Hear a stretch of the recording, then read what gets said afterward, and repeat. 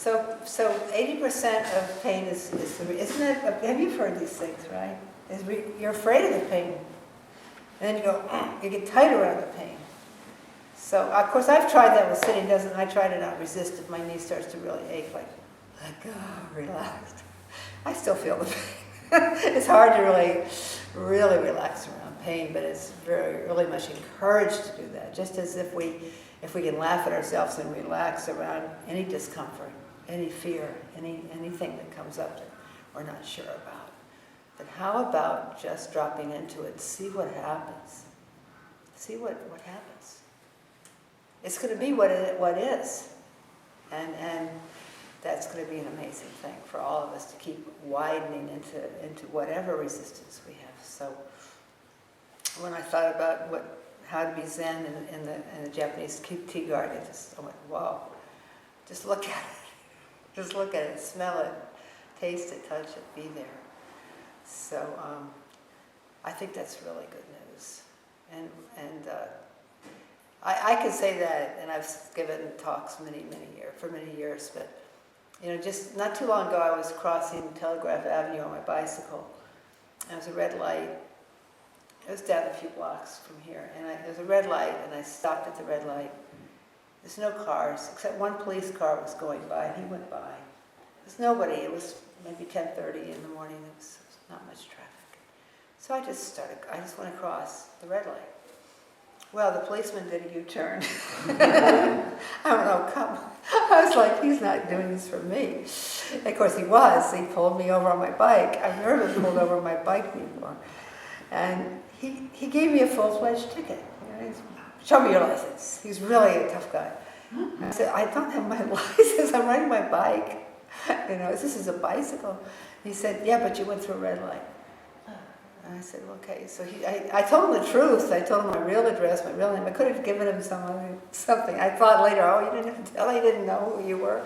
But anyway, I told him the truth. And then it took a few months, but I got my $500 ticket. And I was like, what? So it was like, in Zen we say, oh, that's interesting. Oh, interesting, $500 ticket. Just go drop into it. Like, I wasn't dropping into it. I was going, oh, God, I can't believe it. So that's what I was going to explain to the judge how ridiculous this is. Because you can go to court. So I went to the court. It's terrible. I had to wait 2 hours. They treated us terribly. And then nothing. I said, I was on a bike. He goes, you went through a red light. Same thing. And he said, out with you. So I decided to do community service. So I worked in the soup kitchen for 49 hours. It took a while, and I went.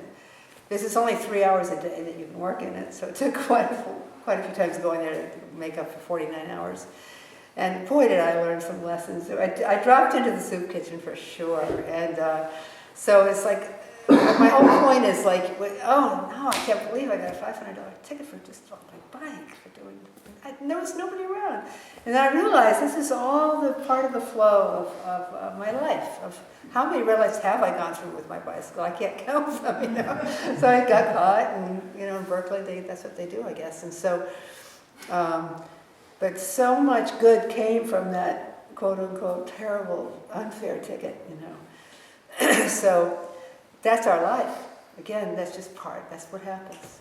You think it's like a shitty thing that happened to us, and then, you go through and you find the consequences, you drop into the consequences, and, if I hadn't done that, this never would have happened. Not that I want to keep going back to the soup kitchen, but it was certainly a very good experience. So that's kind of my little Zen talk for now. I encourage you to drop in all the time. Moment to moment. Hello everybody. It's really great to be here for the first time. Our life goes into circles, and it seems like I made a big circle coming here. I heard of this place, very famous. The Zen Center is very famous, Empty Gate Zen Center. I think it's one of the first Zen centers in the United States, and I've heard of it long time ago. And also, another thing, I met Diana, which I met at the very beginning of this great circle, and I've met her again after 37 years.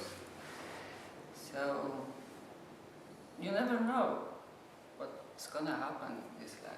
We have some plans and some expectations and some wishes and some projects and some ideas what this life is going to be. But you never know. You really never know what is going to happen. And here I am in famous Empty Gate Zen Center, sitting here and talking to you. It's quite exciting. So sometimes we have like beginning of our life is first circle, and the young people, they really great. They have, from the Zen point of view, they have big question, they have big doubt, same as Buddha did. This doubt is our root. Buddha had doubt, we have doubt. So the young people, they have this great doubt. They really don't know. They're curious, they're searching, they're looking, they're quite open, and they have trust and belief there is something incredible in this life, and they want to find it. So that's this first circle, very wonderful mind. It's full of energy for a great adventure. Then it comes this other circle, like people try to establish, they care more about the home and family and career and all of this. And it takes quite a while, and at this period, from Zen point of view, it's not very interesting, because we are losing this doubt. We're losing great question. We're losing the curiosity in ourselves, who we really are, what we are doing on this incredible planet, and what we are really doing in every day. And what is this life all about? We're losing this mind. And then the circle ends at some certain point. We have families, we have house, we have maybe good situation or whatever situation, and we care so much for the situation. But we see it's not really fulfilling. We don't feel complete. Something is missing. I have many people from this circle who talk about that. Something is missing in their life, and they realize, this huge part of my life is over, and then again, this doubt appears, and we're becoming a little more mature, maybe we're aging, and then this big question appears again. What is it? What is my life? What am I doing here? What are you doing here?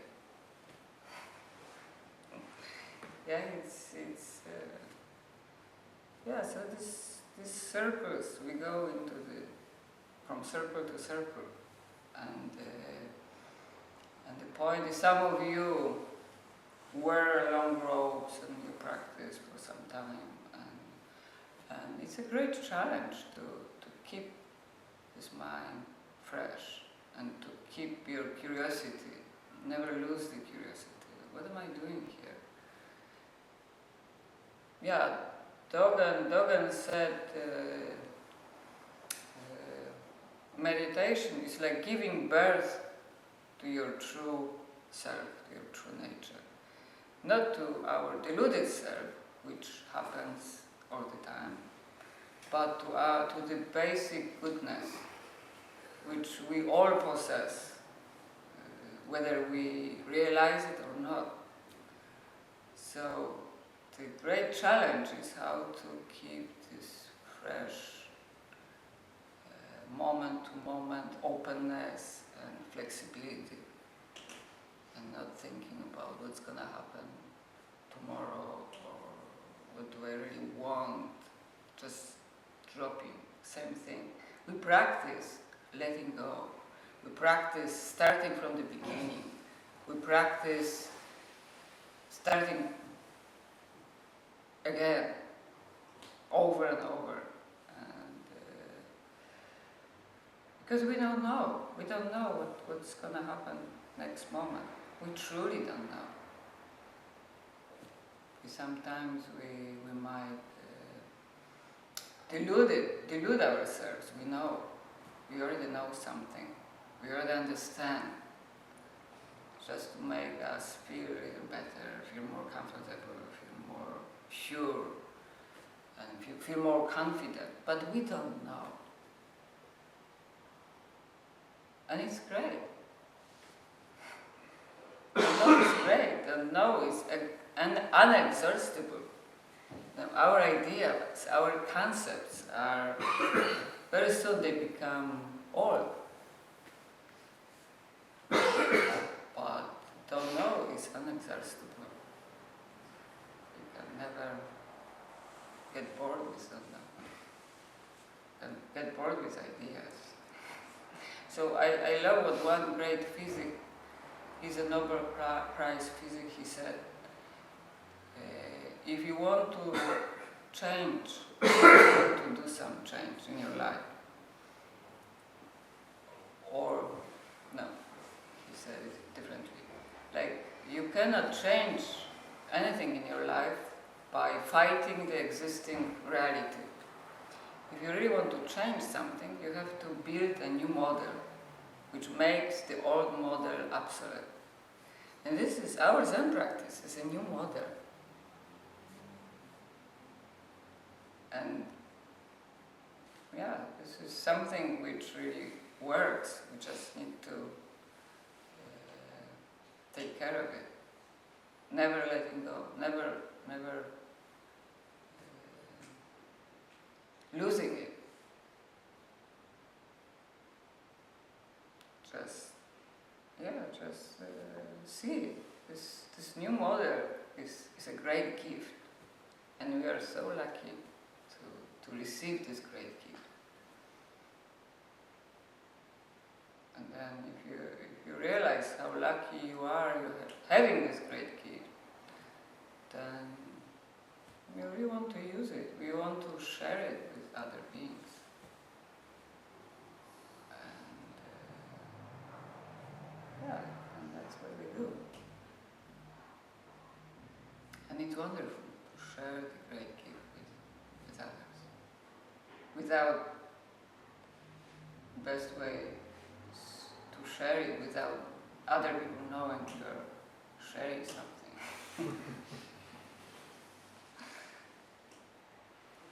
So, okay, I also finish my little talk and we just go for your answers, any kind of answers about anything. Questions. Questions.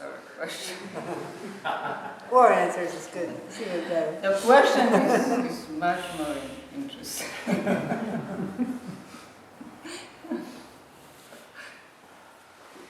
It's all about questions, right?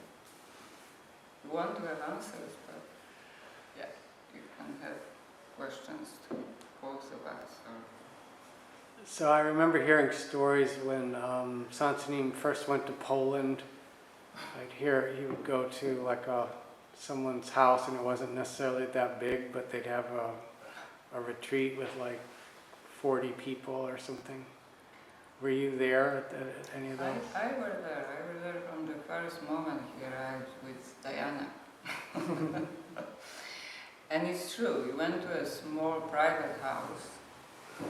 But at that time it was 8 American students arriving with him and only few of us. It was the first time, right? It was just a few Polish people. But Sansanim, he didn't care how many people were there. He did everything. There was a retreat, precept ceremony, right away. And then, of course, when he came second time, it was already like 100 people. So we really grew very fast. Since his first visit, we practiced in this house. There was, you know, that I remember the name of this woman. She was Joanna. Thank you. So we've met in her house regularly, and our appetite for this practice was so huge, so big. We were so happy, we were so excited doing meditation. It was incredible, and the spirit was going on for a long time, for many years. Always, when Soeng Hyang came to Poland, it was like a great event. And for the Dharma talks, like, you can imagine 600, 700 people came for the Dharma talk. Really? Wow. We rented a big place to have a Dharma talk. It was amazing. It was really amazing. This enthusiasm and great joy and happiness, and like he was bringing this big hope for people living in a horrible country which was occupied by Russia, and it's been never free since I was born.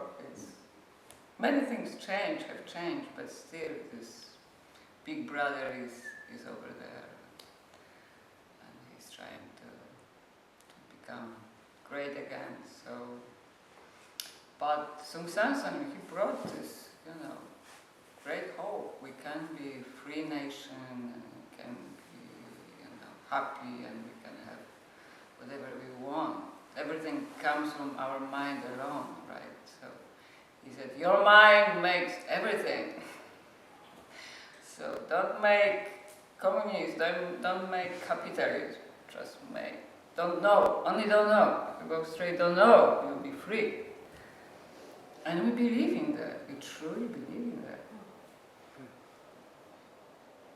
So there was a great enthusiasm and great joy every time he came. And our center was growing, we got a bigger center.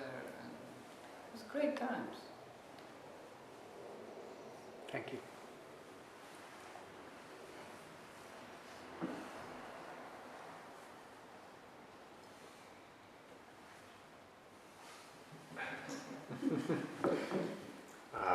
Thank you for your talks. You talked a lot about don't know mind. Yet to function in life, we have to plan, we have to pretend that we know at least a little bit. How do you balance that with don't know mind? Yeah, that's a good question. So, what are you doing right now? Sitting here. Yeah, correct.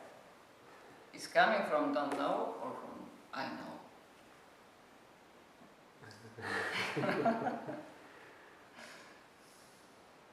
You don't know, right?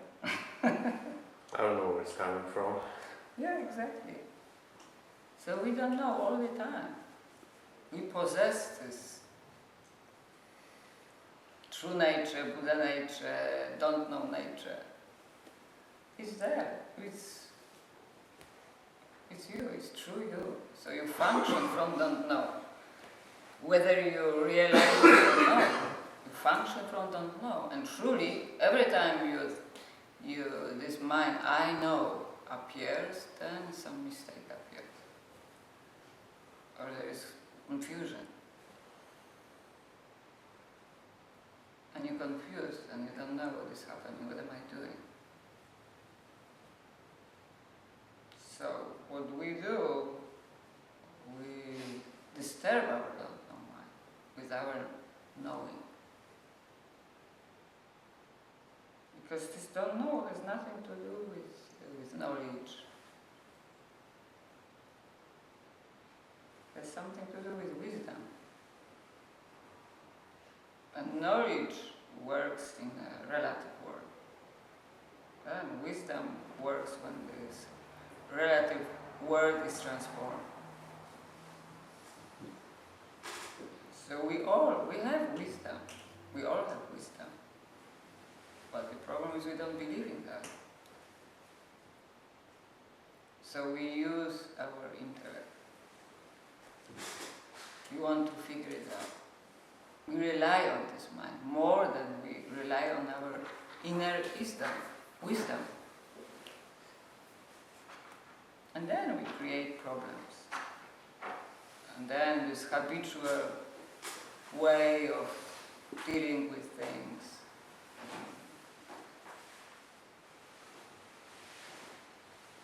relating to this world appears. Habit appears. But when you just see, when we have no time for thinking, we always react correctly and perfectly. There are many stories when people had no time for thinking and they just react.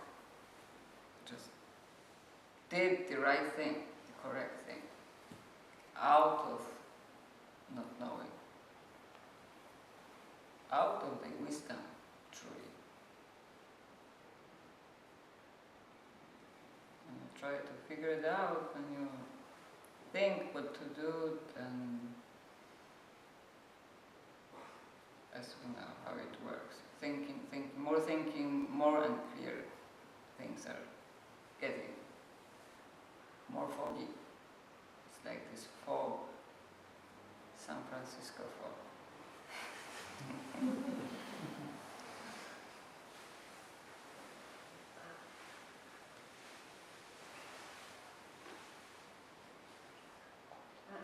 This is coming from a selfish place.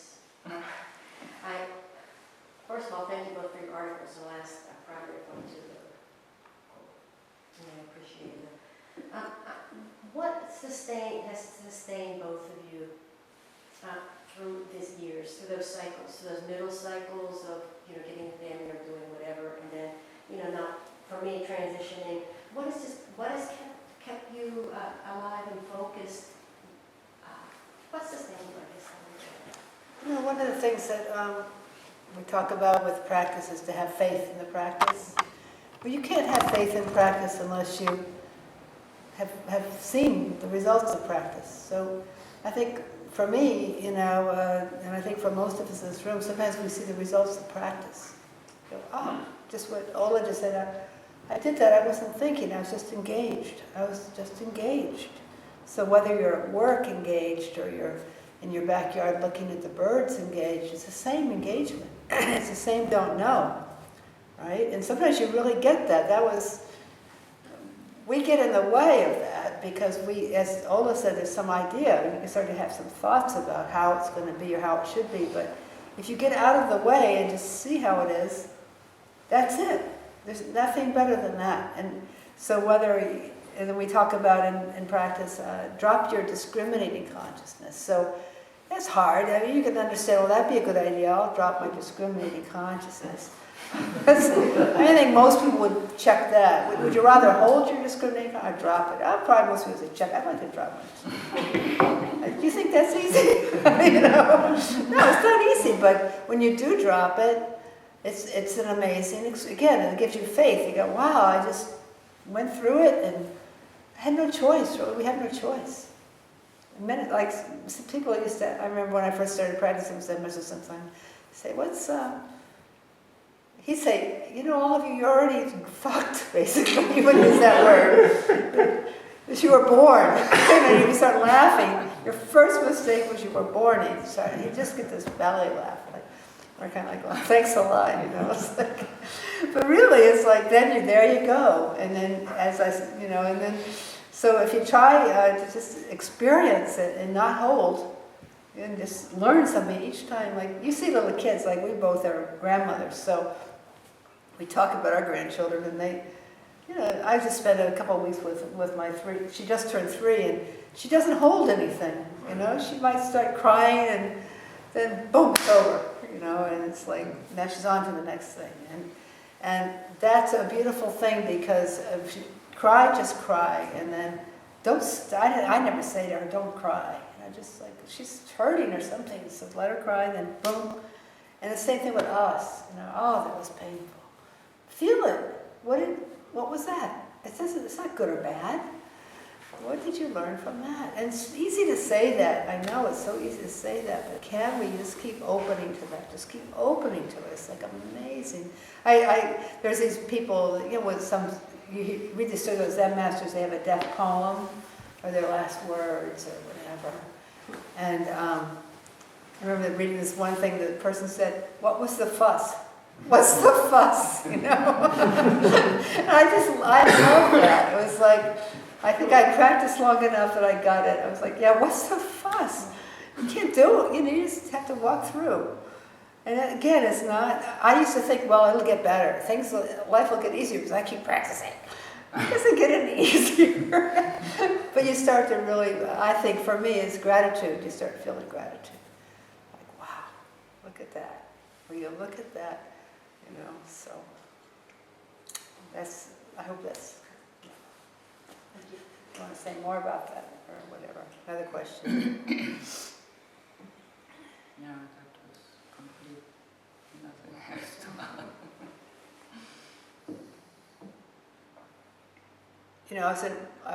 I've been over to Eastern Europe quite a few times in all these years, and I didn't know anything about. Of course, if you don't go there, you don't really know. And so I went there when they were still occupied, when Poland was still occupied.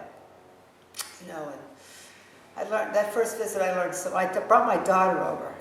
She was only 6, and there's men in the street with uniforms and guns, and we're like blown away. I mean, it's big machine guns and whatever. Mostly it was rifles, but there was a lot of guns. And we went into a museum, and there was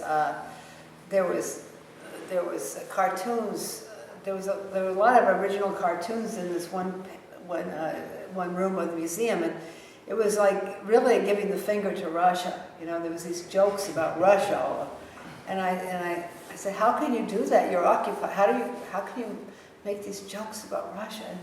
And it was Dorota, this woman we all knew, and she said, oh, they let you do that. They give you just so much wiggle room, and they think you have freedom. Then you can just say, but they're still you're contained by that country, but they just give you enough wiggle room so you think you have some freedom. And that's exactly kind of what we do. We do it to ourselves. But, I really got something when I said, we had to just break out of that idea that we're contained and just know that you can always wiggle if you need to wiggle. I don't know if you know what I mean, but I think it's funny because with Zen, a lot of people aren't attracted to it. Of course, well, tonight we're going to sit for 25 minutes, and there'll be a talk. And then you have to do these chants before you even get into the exciting 25 minutes of sitting. So it really is a discipline. It's a discipline. But as I said at the beginning, you start to... I still don't know how to sit half the time. I just have to sit there, and then I begin to go, you are holding... I'm just like... you don't have to do that, drop your shoulders, relax, and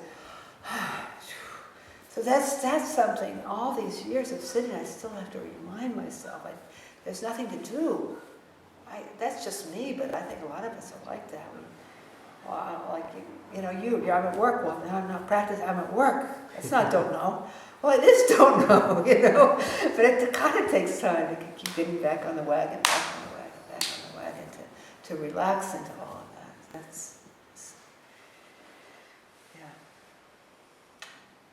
Talk some more about, you have some wonderful experiences in Poland. Give us Poland. So you said there's nothing to do.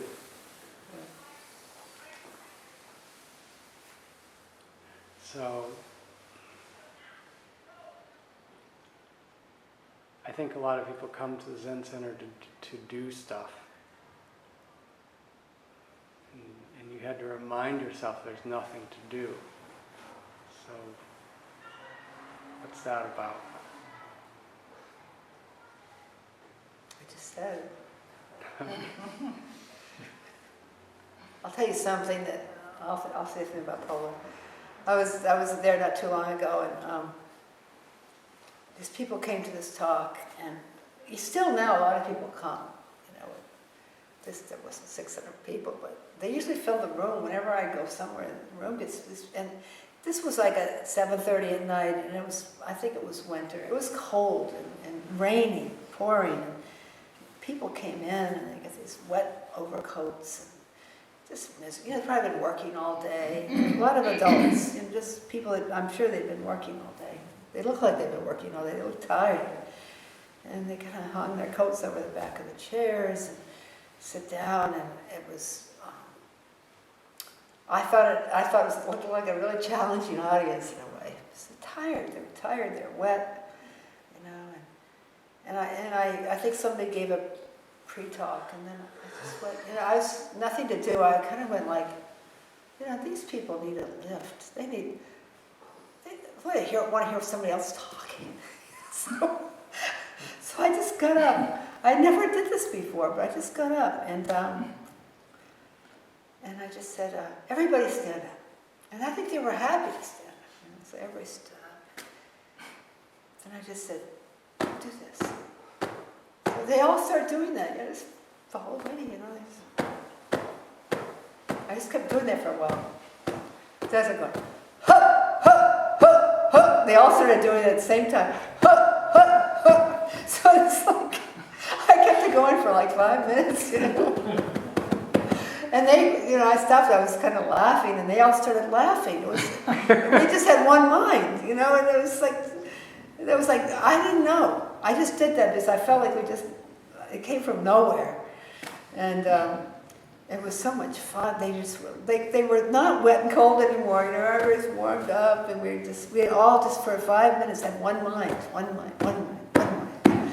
You know, and then I talked a little bit about that one mind, about just it's so stupid, you know. I mean, Sansanim used to say you have to become completely stupid to really appreciate Zen. You know, just do this. Like, it's so stupid, but you just do it and you're not thinking, you know. One moment of just that, 1 second, that. And at first I didn't know what he was talking about, but I just started doing it and I went, yeah, oh, that's cool. It's like, that is, and it isn't anything. It's just that. But you're not controlling it. You know, you're not. You know, so when I give interviews, I can tell if someone's controlling it or they're doing it because they're supposed to. Any teacher can tell that. Anybody, you could tell it from someone opposite of you if they're just doing it because they're supposed to. But when you start to really just do it or just go to work, you know, you appreciate, you're grateful you have some money coming in, and you know. And if it's boring, you go, well, I got my, you know, this is the best I can do right now. That's kind of funny, you know. Just get into the boring job or whatever it is. All of a sudden, maybe it doesn't have to be boring because you're not doing anything. So then you start noticing. You can make your people next to you laugh, or, you know, bring in a pizza, do anything. Get it moving a little bit. And I think that's kind of the beauty of practice is you can begin to get loose and get things going. Not, you know, just a gracious warmth that you get from somehow of not knowing. And that's what the Buddha said, we're all Buddhas, you know. We all have that ability to just it feels good. You know, like to me, one of the best things in the world is altruism, when you just really feel. Like this morning, you know, there's another earthquake in Nepal. Was it yesterday morning, this morning? I can't remember when we first heard it. Yeah. She wakes up, she says, oh, Bobby, there's another earthquake in Nepal. Thanks. You know, it's good. That's the first thing I heard in the morning. 7.3. More people died. More buildings were ground, you know. So I'm going, like, I just gave last week, you know. It's all my Oxfam, everything's coming in again, donate. Well, it was only a 7.3, it wasn't 7.9. So maybe, you know, I already gave it the office kind of thing, you know. But interesting koan, though. I saw my mind just go, oh.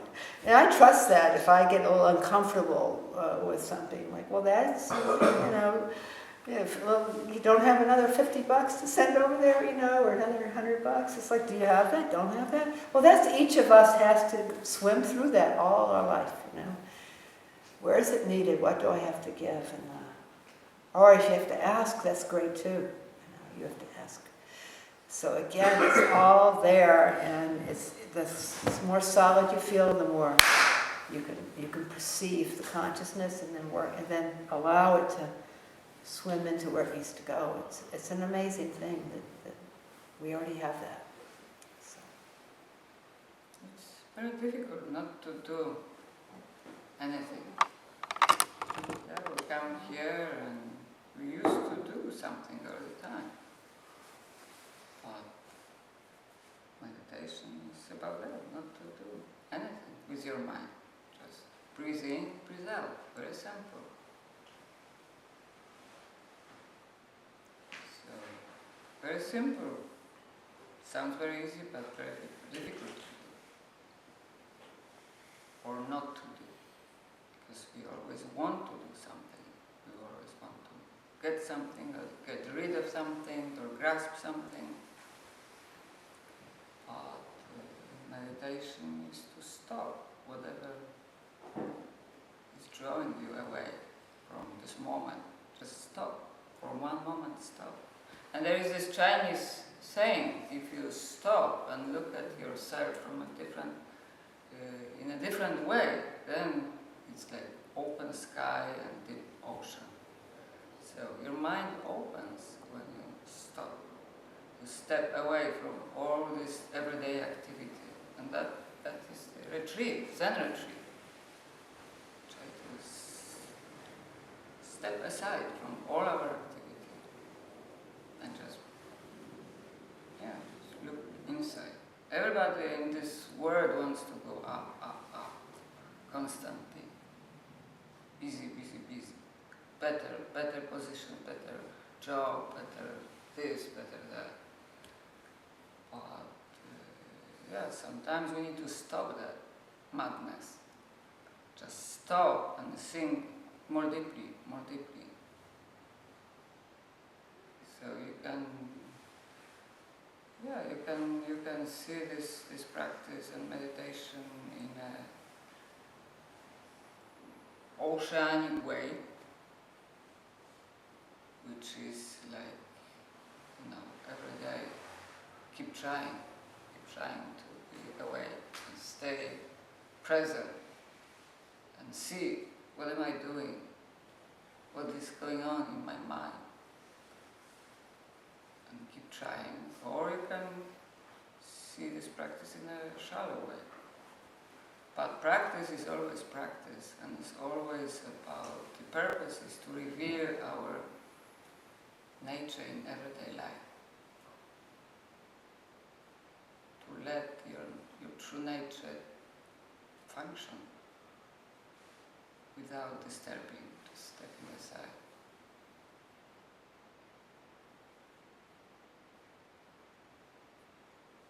So it is very important not to do anything for some time.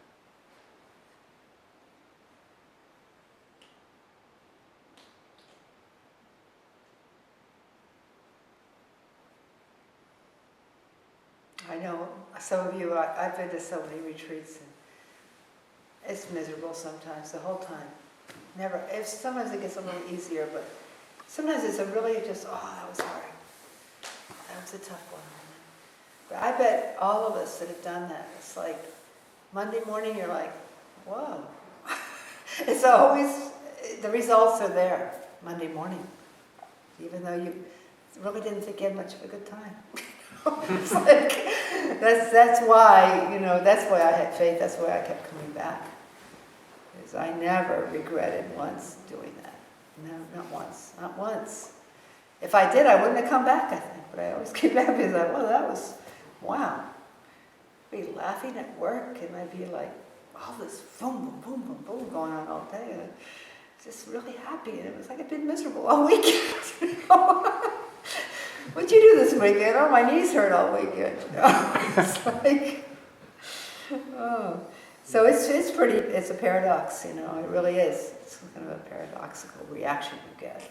And I don't mean it's supposed to be painful, but for a lot of us it's not very comfortable. It's not very interesting. But it's some kind of faith. It's just as you just said, to stop. Have faith in stopping. It's not easy to do, right? So maybe that's good for tonight. Unless there's any urgent, no? Okay, thank you. Thank you.